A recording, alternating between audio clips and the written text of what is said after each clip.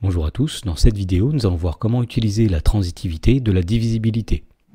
Dans l'exemple, dans la première question, on nous dit soit A un entier relatif et on demande de montrer que si A est divisible par 35, alors A est divisible par 7. Alors pour faire cela, on va commencer par appeler une propriété de la divisibilité.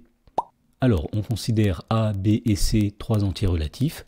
Si A divise B et si B divise C, alors A divise C.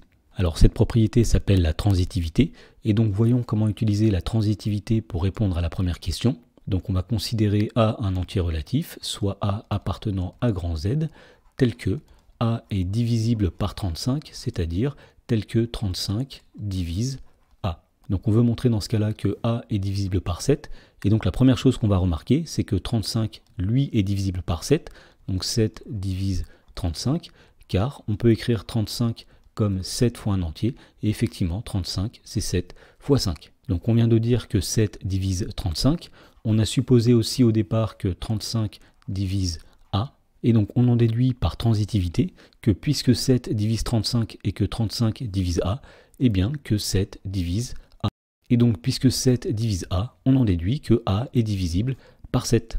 Dans la question numéro 2, on demande de montrer qu'il n'existe pas d'entier naturel n qui soit à la fois un multiple de 9 et qui soit un diviseur de 70. Alors pour montrer cela, on va faire un raisonnement par l'absurde. On va commencer par considérer n un entier naturel, donc soit n appartenant à grand N.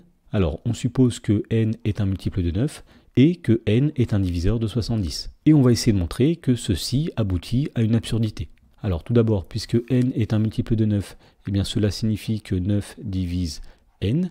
Ensuite, puisque n est un diviseur de 70, eh bien on en déduit que n divise 70. Donc on voit ici que 9 divise n et que n divise 70, donc on va pouvoir utiliser la transitivité.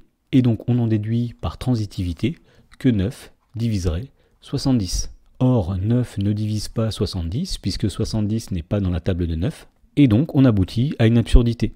Et donc, puisqu'on a une absurdité, c'est que ce qu'on avait supposé au départ est faux, et donc on en déduit qu'il n'existe pas d'entier naturel n qui est à la fois un multiple de 9 et un diviseur de 70.